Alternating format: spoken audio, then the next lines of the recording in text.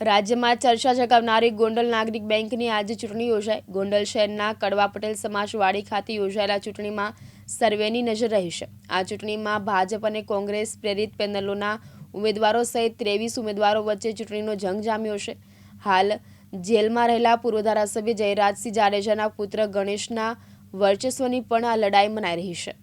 નાગરિક બેંકની ચૂંટણીમાં ભાજપ પ્રેરિત પ્રગતિશીલ પેનલના 11 ઉમેદવારો અને નાગરિક સહકાર સમિતિની પેનલના 11 ઉમેદવાર અને એક અપક્ષ સહિત 23 ઉમેદવારો વચ્ચે ચૂંટણી જંગ છે। ચૂંટણી જીતવા માટે બંને પેનલો દ્વારા એડી ચોટીનું જોર લગાવવામાં આવી રહ્યું છે। નાગરિક બેંક 58,000થી વધુ સભાસદો ધરાવે છે। સભાસદો સત્તાનો તાજ કોને પહેરાવશે તેને લઈ અટકળો થઈ રહી છે। જો કે આ ચૂંટણીમાં સૌથી ચર્ચાનો વિષય ગણેશ ગોંડલ બન્યો છે।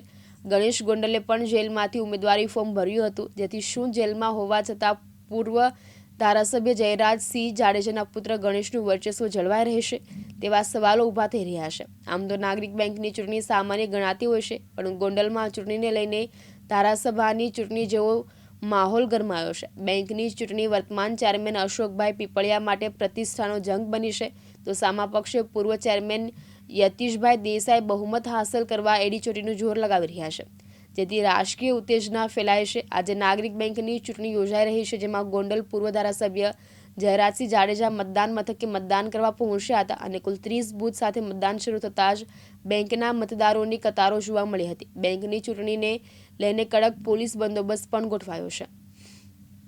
ગીતાબા, શું કહેશો? નાગરિક બેંકની ચૂંટણીનું મતદાન ચાલી રહ્યું છે, ભૂતપૂર્વ લોકો છે તે મતદાન કરવા આવી રહ્યા છે।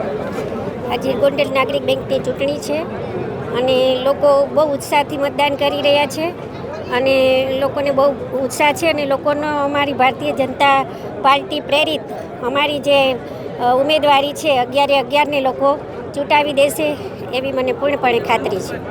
શું લાગે છે, કઈ રીતનું પરિણામ છે આવતીકાલ સવાર સુધીમાં જોવા મળશે? આવતીકાલે સવારે ભારતીય જનતા પાર્ટીની પેનલ, અશોકભાઈની આખી પેનલ અને જ્યોતિરાદિત્ય જાડેજા નો જીત નિશ્ચિત છે અને આવતીકાલે સવારે 16 વાગે ભારતીય જનતા પાર્ટીની જીત નિશ્ચિત છે, હું આપના માધ્યમથી કહું છું। ગણેશભાઈ ખાસ કરીને જેલમાંથી ચૂંટણી લડી રહ્યા છે ને તેને લઈને તેમને જીતવા માટે ભાજપ છે તે ખૂબ પ્રયાસ કરી રહ્યો છે। ઐતિહાસિક રીતે તેઓ જીતે તે માટે પ્રયાસ થઈ રહ્યા છે। હા, ભાજપ જ નહીં પણ તમામ મતદારો ગણેશને જીતાડવા માટે ઐતિહાસિક રીતે પૂરા ઉત્સાહથી પ્રયાસ કરી રહ્યા છે।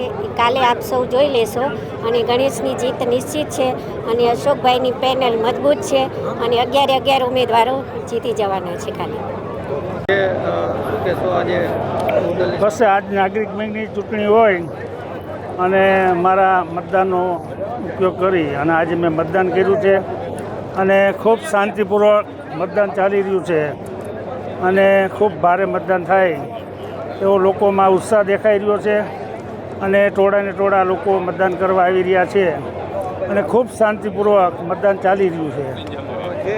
મતદાન છે તે કઈ તરફ થઈ રહ્યું છે, કોનો વિજય થશે તમારી? હવે એ તો મતદારો નક્કી કરશે, અમારો જ વિજય થાય, ભાજપનો પેનલનો જ વિજય થાય એવું જ અમે ઈચ્છી છીએ અને મને 100% વિશ્વાસ છે કે ભાજપની પેનલનો જ વિજય થશે।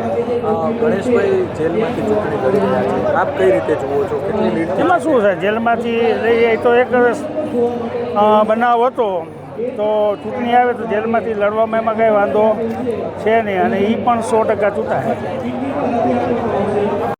આશિષ મહેતા, દિવ્યાંગ ન્યૂઝ, રાજકોટ।